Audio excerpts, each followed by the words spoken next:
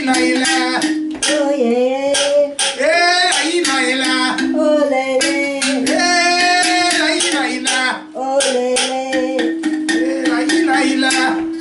Oh lady. Hey there, I didn't hear your capoeirista self. Yeah, okay. The umbira here, some people call it a thumb piano, but I like to swipe. What does it look like in the front? Oh, okay. Yeah. Okay, nice. There's a man in what is it called, Rhodesia now? Okay. Zimbabwe. Thank you. Okay. Man in Rhodesia, formerly Rhodesia, in Zimbabwe, plays these big mbira, thumb piano. Wow. They look like shields. Wow. I went to a performance at the Watts House Art Center one afternoon, and he put people to sleep and woke them up. He would say, well, I'm going to play a very seductive rhythm now, and it's going to cause many people here to go into dreamland, and then we are going to, not only the babies, but maybe some of the older people too, who are half asleep. Anyway, he was a funny man. Oh, and how nice. What a pleasant surprise. He hit one of these seductive rhythm they can really play. He took me through. Oh Yes. my God. Yes. But that's not why I'm here. Yes, you told me you were going to come read some more African Times. Yes. As some people know by now, I wrote newspaper column for a newspaper called the African Times, a Los Angeles-based newspaper. It was published by a man named Charles Anyiam. Okay. Mr. Anyiam, I have to give long-delayed praise for giving me the opportunity to write about whatever I want to write about it. It was published under the title Media Watch, a review of Africa in the U.S. media.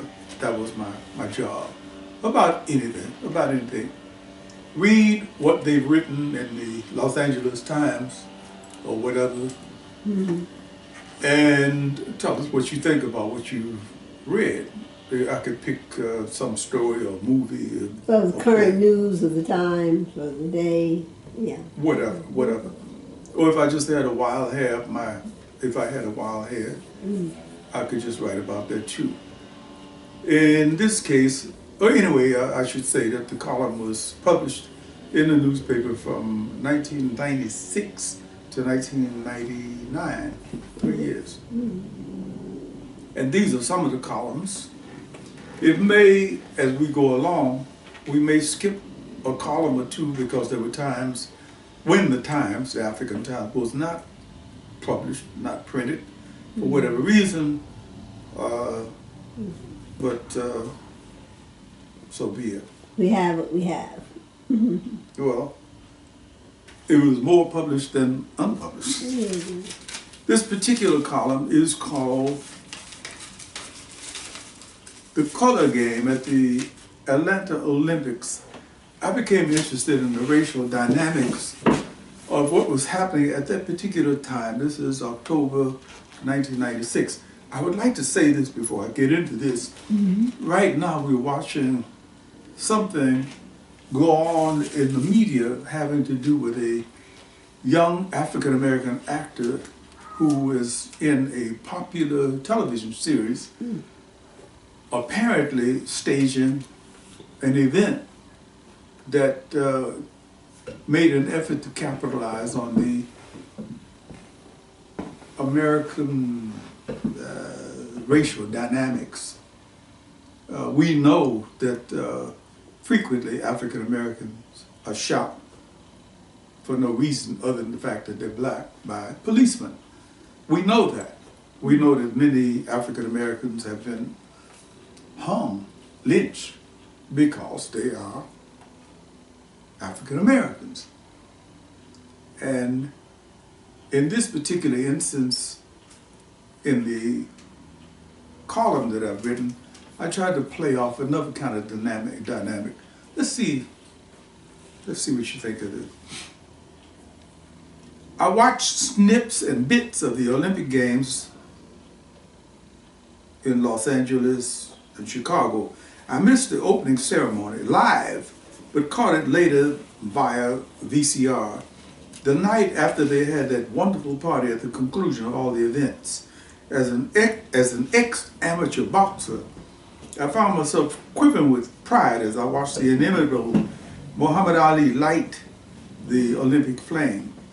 My ambivalence about the art of boxing was shaped in the ring, ducking and dodging the sledgehammer hooks and jabs of Muhammad Ali's monstrous foes, Frazier, Norton, Doug Jones, Cleveland Williams, Archie Mongoose Moore, Foreman. My ambivalence towards the art is sharpened by the memory of the immortal Sugar Ray Robinson and the sight of the present-day Muhammad Ali. Why was the brief ceremony awarding the great Muhammad Ali another gold medal for the one he lost or threw away upon returning to racism America, depending on your source, held at halftime during the basketball game between the Yugoslavians and the Dream Team?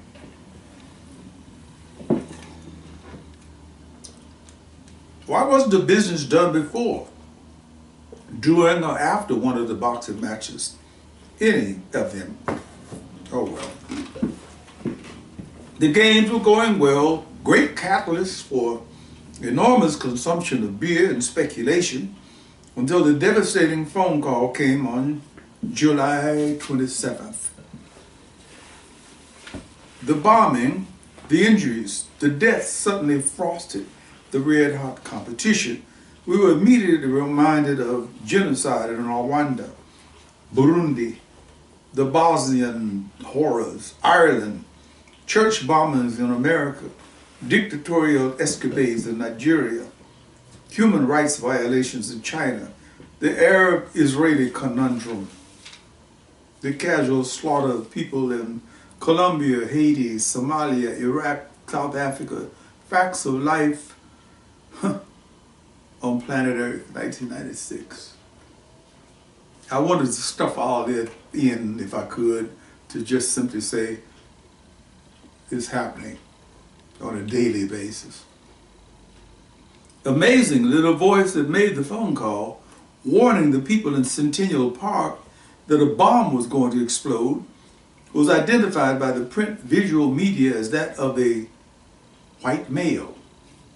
Unfortunately, they couldn't give us his height, weight, eye color, or hair length based on the strength of their deduction. A day later, in the Olympian rush to judgment, a pudgy security guard who lived with his mommy was practically convicted by most of the major newspapers and television broadcasters in the country. The evidence needed to incriminate the man was lacking, but that didn't prevent a fickle fingers from being pointed in his direction. It was announced on an hourly basis at times that he was being questioned by the FBI. That was that FBI. Now then, as most American citizens know, being questioned by the FBI means that you are almost guilty. If the man was found completely guilty, I don't think it would take a dream team to have an honest jury exonerate him based on the principle that you can't try a person twice for the same offense. The media had already hung him once. Americans and effervescent people returned to the games with renewed vigor and interest after the debris settled. We will not allow acts of terrorism to stop us from doing what we want to do. And the games went on, and on, and on. In Chicago, I was called from a sound sleep by a nephew with a Richard Pryor-like sense of humor. Hey, uncle, come, check out, oh,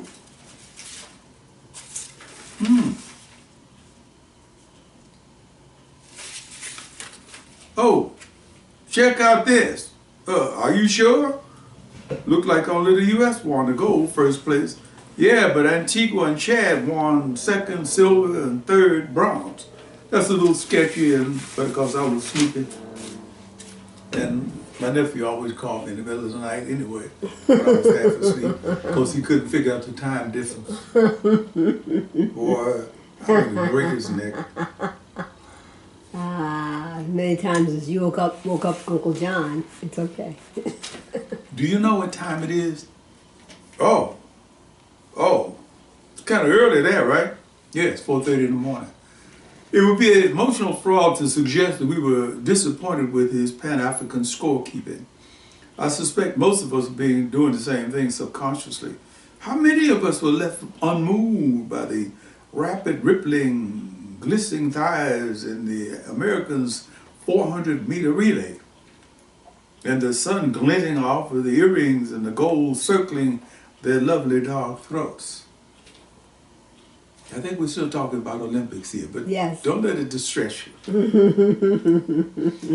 The intricately designed hairstyles, the natty dreads, the healthy gleam in the eyes. And was it my imagination, or did my niece's potato chip bag rustle a bit more urgently when the African American whale sprinters,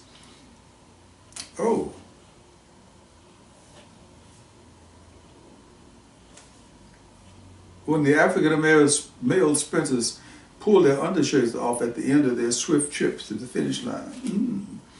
That brother's stomach looks like a washboard. You got that right. Why did my 87-year-old aunt withhold her applause for the Moroccan 1,500-meter magician hasn't lost since 1989 until we assured her that Morocco was in Africa? And was Michael Johnson doing a cakewalk or what on his way to a new world record in his golden slippers? I suspect that a good deal of racial chauvinism lapped at the fringes of most of the track and field events, which was probably unavoidable given the number of times athletes swathe themselves in their national colors after winning the gold. Oddly, I never saw the silver or bronze place athletes snatch a flag and trot around with it. Well, I just blundered this. Right. Perhaps they had already conceded their potential endorsers to the alpha heroes.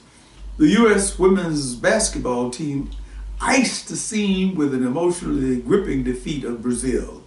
But the icing on the cake had to be the Nigerian win in soccer over Brazil. As an analogy, it might be compared to what would have happened if the Yugoslavians had beaten the Dream Team. That is, of course, an extreme scenario, but you get the picture. Unfortunately, for some bizarre reason, the Nigerian-Brazilian contest was not televised. No one seems to know why. I suspect that it may have had something to do with racial politics. As we all know, Brazil, after Nigeria, has the largest number of people of African descent in the New World. Who would be interested in seeing two major league centers of African culture play soccer? Once again, special interest group action determines what we may well be exposed to. Yeah, kind of sketchy column. Okay, whatever happened to the security guard? I didn't like it too much. Whatever happened to the security guard? Well, they found out he was not the person who had planted the explosive. That's one of the things that makes the column bad, because I lost track of the security guard by focusing on the female athlete's rippling thighs and hairdos and all of that. And sometimes that happens to your head. And how old were you when you were writing this column? When I was running? When you were writing this column? Much too young. I understand. Something like 40s. You got it. It's all right. You can be excused. But the story is that they found out the security guard had not planted a bomb or anything else. Right. And that piece of business belonged to someone else. Yeah. But they came to that conclusion, assuming that he was part of some messed up his life. militant group, Right. militias or something. And like I say, I reread it, and I remember when it was published that I lost track of, Right. which is one of the reasons why I suggested to people strongly in writing classes, do an outline. There you go. I didn't do an outline here, and it shows. And it shows. Okay. Let me go on to the next one, which is a little bit more serious. Oh. As a prostate cancer survivor, I can say I have interest in this. I found out just casually that the publisher's father had died of prostate cancer. Wow. So he didn't mention it to me till after I read the column to him, till after I gave the column to him. Okay. The title of the piece is Confronting the Scourge called Prostate Cancer in Black Males. The time is a recent past, and the conversations, I want to make sure I had the page because I'm doing a little riffle thing here. The time is a recent past, and the conversations herein recorded should be taken seriously. The subject matter concerns the African American male's psychosexual plumbing. The names have been warped to disguise the guilty, but the sentiments expressed are the real deal. On the afternoon that this was recorded, there were 5 black men present. Frank, Brother Ray, Big Al Bracey, BJ, Too Bad, and yours truly. It was a Friday afternoon. We had just finished a vigorous 2-hour end of the week pickup basketball game in La Brea Park. The sweaty need to take a shower aftermath was tolerated in the name of male bonding as we all assembled on the wide back veranda of Frank's place. The Guinness stouts were well chilled, the pizza was on the way. Under the circumstances, anything could be discussed. This is what I heard. Frank, look, the jury said not guilty, and that's all I needed to hear. Whether I believe he did it or not is purely immaterial. That's what the white folks who invented this system have been tripping on. You see how it is? These people want to have their cake and eat it too. They want all white people who are guilty of crimes against us to be judged fairly, which means in their enlightened age, 80% of whites would probably be declared innocent and 20% guilty or something like that. Meanwhile, we can assume that 100% of the black people who were accused of crimes against white people would be declared guilty. Dig it? What I mean to say is that any African American accused of any crime against any white person would be assumed guilty until proven innocent. The crux of the whole business is color, race.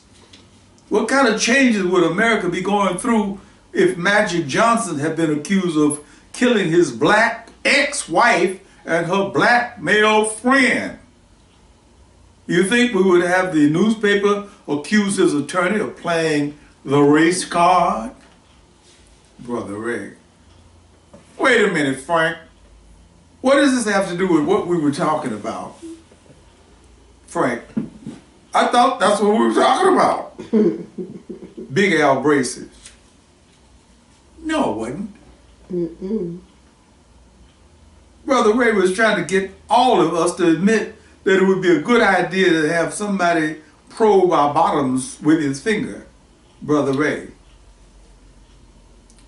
It's called a prostate exam. Big Al. Call it whatever you want to call it. It still means the same thing.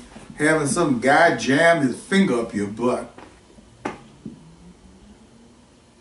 BJ. You guys talk so ignorant at times. The brother is just talking about how important it is to have a prostate check after you reach 40 or so. Frank. Shut up, BJ. You're the brother that went in and had your manhood cut off. BJ. Oh. having a vasectomy is not having your manhood cut off. It's like a woman having her tubes tied. Big Al. I don't believe it. I'm just going to tell you the truth. I don't believe it. The general mood remained jovial, fueled by a half dozen more stouts and a more recently developed large pizza with extra pepperoni. Brother Ray. Look, all I'm saying is this. Thousands of brothers die every year from prostate cancer because they wait too long to get checked out. Same thing with the colon exam. Big Al. So you've had all of this stuff done, huh? People going all up inside of your rectum with a camera and all of that? Drinking Guinness stout. That's the way I had polyps in my colon. Thank God they weren't cancerous. BJ, when did you find out? Brother Ray, about a year ago. If I hadn't had the exam, I never would have known. Big Al destroyed a giant wedge of pizza, his jaws working like pistons. Frank, so the bottom line, you're saying, we all ought to line up for the finger probe and the camera. Brother Ray, that's exactly what I'm saying. The sooner, the better.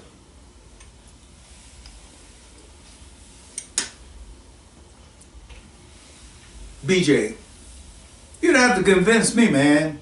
I'm going to do it next week. Big Al. It wouldn't be a problem for you, my brother. I mean, after all, you're the guy who went in and had his manhood cut off. Not.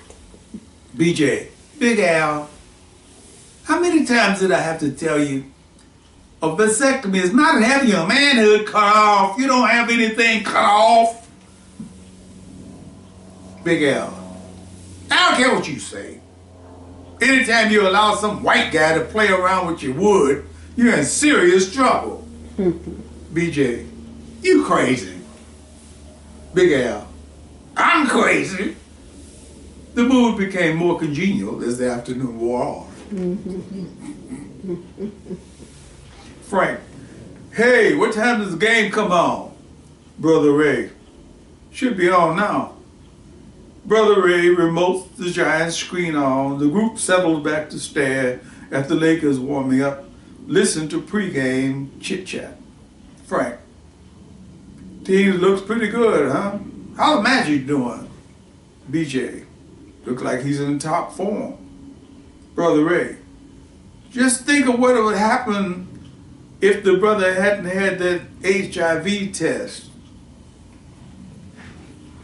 The mood is solemn for a few beats.